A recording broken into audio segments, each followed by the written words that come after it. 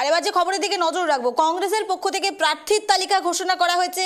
আর সেই প্রার্থীর তালিকাতে এবার অখুশ বা নারাজ বলা যেতে পারে মালদার চাঁচলের ঘটনা, যেখানে প্রার্থীর তালিকা ঘোষণার পর থেকেই উত্তেজনা ছড়িয়েছে রাজ্য জুড়ে। কংগ্রেসের প্রার্থীর তালিকা ঘোষণার পর থেকেই এবার মালদাহ ৪৫ নম্বর ওয়ার্ড চাঁচল বিধানসভায় তীব্র উত্তেজনা। কংগ্রেস প্রার্থী হিসেবে আসিফ মেহবুবের নাম ঘোষণাকে কেন্দ্র করে দলের একাংশ কর্মী সমর্থকদের বিক্ষোভ অব্যাহত। প্রার্থী বদলের দাবিতে টায়ার জ্বালিয়ে প্রতিবাদ, পাশাপাশি পার্টি অফিস ভাঙচুর, এমনই অভিযোগ কিন্তু উঠে আসছে মালদার চাঁচল থেকে। টিকিট বিতর্কে ফের একবার অগ্নিগর্ভ চাঁচল। অত্যন্ত গুরুত্বপূর্ণ খবরের দিকে আমরা নজর রাখছি, যেখানে রাজ্য জুড়ে কংগ্রেসের প্রার্থী তালিকা ঘোষণা। সেই প্রার্থীর তালিকাতে এবার নারাজ চাঁচল বিধানসভা কেন্দ্রের যারা কংগ্রেস প্রার্থীরা রয়েছেন তারা। প্রার্থীর ঘোষণায় ক্ষোভ চাঁচলে, মালদার চাঁচলে এবার বিক্ষোভ।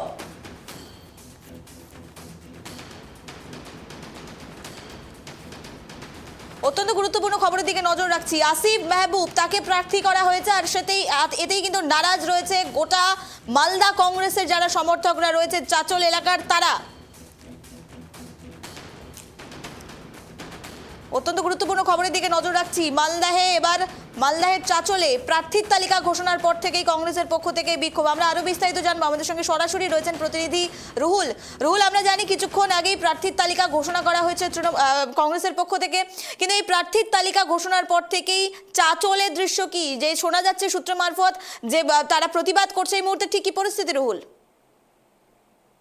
টানা পড়ার মধ্যে দিয়ে কিন্তু চাঁচল ব্লক কংগ্রেস ছিল এবং চাঁচল ব্লক কংগ্রেসের তরফে কিন্তু বারবার সাংগঠনিক দিক থেকে কিন্তু কংগ্রেসের একটি নাম উঠে আসছিল, আনচারুল হক জনি। তিনি কিন্তু প্রাক্তন ব্লক কংগ্রেসের সভাপতি, দীর্ঘদিন ধরে কংগ্রেসের অঞ্চল সাংগঠনিক দিক তিনি সামলেছেন, পঞ্চায়েত সামলেছেন, পঞ্চায়েত নির্বাচনে তিনি সামলেছেন এবং তাকে প্রার্থী করার একটা দাবি তুলেছিলেন কংগ্রেস কর্মী সমর্থকরা। এবং সেই মতো অবস্থায় সেই দাবিকে কিন্তু একেবারে পাত্তা দেয়নি রাজ্য নেতৃত্ব, রাজ্য কংগ্রেস কমিটি এবং জেলা কংগ্রেস কমিটি।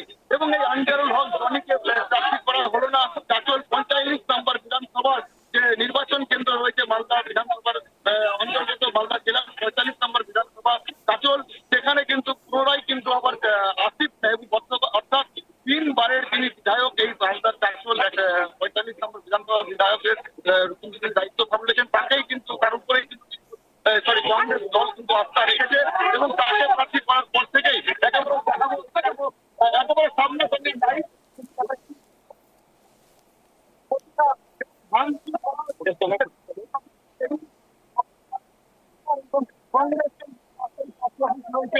ভবন, সেই ভবনের একাংশ কিন্তু তারা কিন্তু ভাঙচুর চালাচ্ছেন এবং বারবার কিন্তু একটাই দাবি করছেন যে কংগ্রেসের যাকে প্রার্থী করা হয়েছে তাকে কিন্তু প্রার্থী তারা মানবেন না। এবং এই যে আসন্ন বিধানসভা নির্বাচন ২০২৬, এই বিধানসভা নির্বাচনে তারা তাকে কিন্তু প্রার্থী হিসাবে মানে নিতে পারছেন না। একেবারে কংগ্রেস কর্মী সমর্থকরা বিক্ষোভ দেখাচ্ছেন এবং দেখাবো একেবারে তারা স্লোগান হাতে বিক্ষোভ দেখাচ্ছেন। একেবারে তাকে দেখাবো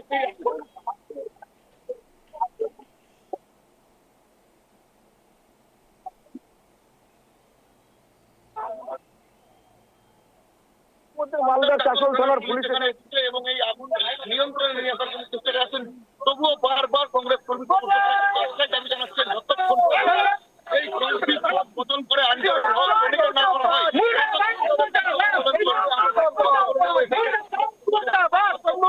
কেন আপনি পার্টি অফিস ভঙ্গুর চালাচ্ছেন? আজকে চাঁচল ৪৫ নং বিধানসভায় আমাদের একটা প্রার্থী আসিফ মেহবুবকে এখানে করে দিয়েছেন। এখানে বুথ লেভেলের স্তর থেকে কর্মীরা কেউ তাকে মানছে না। তিনি সারা ৫ বছর ধরে আমাদের দলের মধ্যে ছিলেন না, তিনি বসেছিলেন। আমাদের যে আনচারুল হক জনিদা ৫ বছর পঞ্চায়েত ভোট থেকে আমাদের কর্মীদের সঙ্গে সবকিছু আমাদের করেছে, মানুষের পাশে থেকে। দেখো একেবারে আগুন দেখতে পাচ্ছ, একদম দাউ দাউ করে কিন্তু আগুন চলছে। আগুনের যে তাপ, একেবারে এই তাপ কিন্তু গোটা চাঁচলের বিধানসভার যারা কংগ্রেস কর্মী তাদের কিন্তু চলছে। যেমনটা তারা জানাচ্ছেন যে আনচারুল হক জনিকে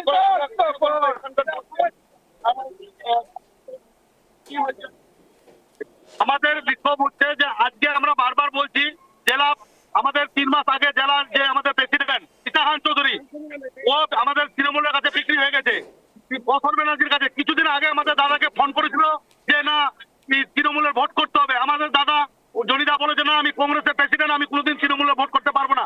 তখন আমাদেরকে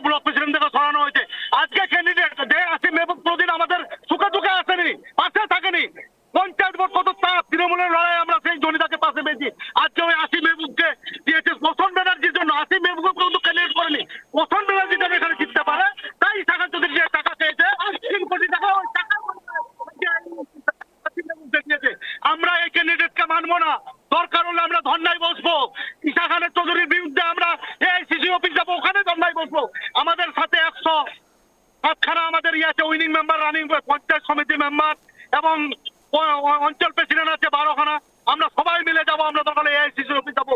আমরা যতদিন না প্রার্থী বদল হচ্ছে আমরা ছেড়ে কথা বলবো না। এই ঈশা খান চৌধুরী যে সত্যদানে ওই গনি খানের ফ্যামিলি যে নাম ভেঙে খাচ্ছে, উপরে একটা গনি খান ফ্যামিলির নাম আর তলে ওরা ঘুষ খাচ্ছে তৃণমূলের কাছ থেকে, সেটিং এর রাজনীতি করছে। আমরা মানবো না, সেটিং এর রাজনীতি মানবো না। ঈশা খান চৌধুরী যতক্ষণ পর্যন্ত ভুল স্বীকার না করে, ক্যান্ডিডেট চাবি না করে, এখানে আমরা ছেড়ে কথা বলবো না। জেলা নেবো না, চাতল ঢুকতে দেবো না কোনো নেতাকে, মালদা দিন নমিনেশন করতে দেবেন না। আমরা তো তাই করবো, পুরো ম্যাটার ক্যান্ডিডেট যতক্ষণ না আমাদের সিদ্ধান্ত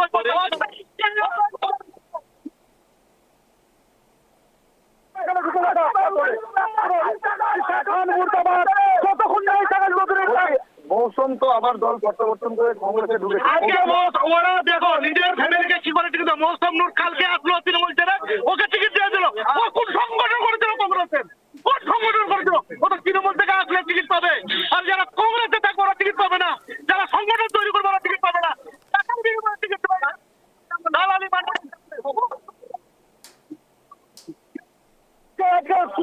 তাই করেছে, কালিয়াচক থ্রিতে তাই করেছে, বক্সনগরে তৃণমূল থেকে এসেছে যে জেলা পরিষদের মৌসুম চৌধুরী ওকে টিকিট দিয়েছে। আর তৃণমূল করলে কংগ্রেসের টিকিট পাবে, আর যারা আজই কংগ্রেস যারা সংগঠন তৈরি করেছে ওরা কংগ্রেসের টিকিট পাবে না। কেন? আমরা দল যতক্ষণ না ঈশা খান ভুল স্বীকার করে ক্যান্ডিডেট চেঞ্জ করতে, আমরা চাতলে ঢুকতে দেবো না। জেলা নেতৃত্বকে না রাজ্য নেতৃত্বকে আমরা চাতলে ঢুকতে দেবো না, কাউকে নমিনেশন করতে দেবো না যতক্ষণ না সিদ্ধান্ত হচ্ছে। আমরা ধন্যবাদ বলবো। একেবারে গুরুত্বপূর্ণ অভিযোগ, মালদার চাচল হায়াত ভবন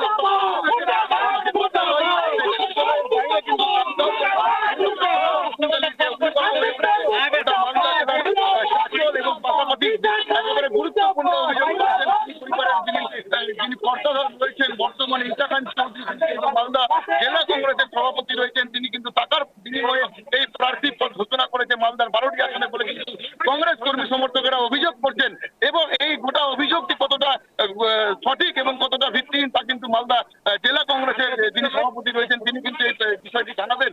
এবং ইতিমধ্যে তোমাকে দেখাবো মালদার চাচল কিন্তু অগ্নিগর্ভ হয়ে রয়েছে, গোটা এলাকা কিন্তু অশান্ত হয়ে রয়েছে। এবং মালদার চাচলে আনজারুল হক জনিকে প্রার্থী করতে হবে, আসিফ মেহবুবকে কিন্তু প্রার্থী চান না তারা, এবং আসিফ মেহবুবকে তারা কিন্তু এখানে নমিনেশন ফাইল করতে দেবে না বলে কিন্তু তারা আজকে জানাচ্ছেন। এবং ইতিমধ্যেই কিন্তু এখানে তারা কিন্তু রাস্তায় মধ্যে কিন্তু কংগ্রেস পার্টি অফিসের বেঞ্চ, টেবিল, চেয়ার সমস্ত আসবাবপত্র তারা কিন্তু নিয়ে এসে তারা কিন্তু অগ্নিসংযোগ করেছেন এবং অগ্নিগর্ভ হয়ে রয়েছে গোটা পরিস্থিতি। রুল, তোমার থেকে জানতে চাইবো, আমরা জানি যে কংগ্রেসের শক্ত ঘাঁটি মালদাহ জেলা, কিন্তু মালদাহে চাচলে যদি এমন ভাবে কংগ্রেসের পক্ষ থেকে গোষ্ঠী কন্দল প্রকাশ্যে আসে, তাহলে কি এর ফায়দা তৃণমূল বা অন্যান্য রাজনৈতিক দল বিজেপি থেকে শুরু করে সিপিএম তারা কি নিতে ছাড়বে? কি মনে হচ্ছে রুহুল? এখন একেবারে প্রকাশ্যে কিন্তু কংগ্রেসের গোষ্ঠী কন্দল যেমনটা প্রকাশ পেয়েছে, যেখানে অর্থাৎ প্রাক্তন কংগ্রেসের ব্লক সভাপতি বলা হচ্ছে যে এখানে কিন্তু এবং 3 বারের যিনি বিধায়ক অপসারিত করতে হবে এই দাবি জানিয়ে কিন্তু মূলত এবং গুরুত্বপূর্ণ অভিযোগ যেটা কংগ্রেস কর্মী সমর্থক যারা করছেন যে মালদা জেলা গরিব পরিবারের যারা জেলা সমিতির অর্থাৎ দক্ষিণ মালদার সাংসদ ঈশা খান চৌধুরী তারা তিনি কিন্তু তৃণমূলের সাথে কিন্তু বদল হয়ে এবং তৃণমূলের সাথে একান্ত ভাবে মিলেমিশে কিন্তু তারা এই প্রার্থী তালিকা করে দেবে। কংগ্রেস মালদা জেলায় একটিও খাতা না খুলতে পারে এবং কংগ্রেস যাতে মালদা জেলায় যে গণির একটা মিথ, সেই গণি মিথ কিন্তু মুছে ফেলার একটা প্রবলন গণি পরিবারের তরফ থেকে করা হচ্ছে বলে কিন্তু কংগ্রেস কর্মী সমর্থকেরা অভিযোগ করছে। বেশ, ধন্যবাদ রুহুল আমাদের সঙ্গে থাকার জন্য এবং সাধারণ দর্শকদের সামনে এই বিষয়টি তুলে ধরার জন্য অসংখ্য ধন্যবাদ। আমরা দেখাচ্ছিলাম গ্রাউন্ড জিরোর রিপোর্টিং, যেখানে কংগ্রেসের পক্ষ থেকে প্রার্থীর তালিকা ঘোষণা করা হয়েছে আজ সন্ধ্যায়, আর সেই প্রার্থীর তালিকা ঘোষণার পরেই দেখা গেল রণক্ষেত্র মালদাহের চাচল, যেখানে কংগ্রেসের কর্মী সমর্থকরা তারা যে প্রার্থীকে ঘোষণা করা হয় তার বিরুদ্ধে এবার প্রতিবাদে সামিল হলো। সরাসরি পার্টি অফিস থেকে বের করে চেয়ার টেবিল বের করে অগ্নিগর্ভ আগুন জ্বালিয়ে দেওয়া হয়, রাস্তার মাঝে চেয়ার ভাঙচুর করা হয়, প্রতিবাদ জানানো হচ্ছে। এবং মালদাহে কংগ্রেসের এই চরম অবস্থা আগামী দিনে নির্বাচনে ঠিক কোন রূপ বা কোন মোড় নেবে সেদিকেই থাকছে আমাদের নজর।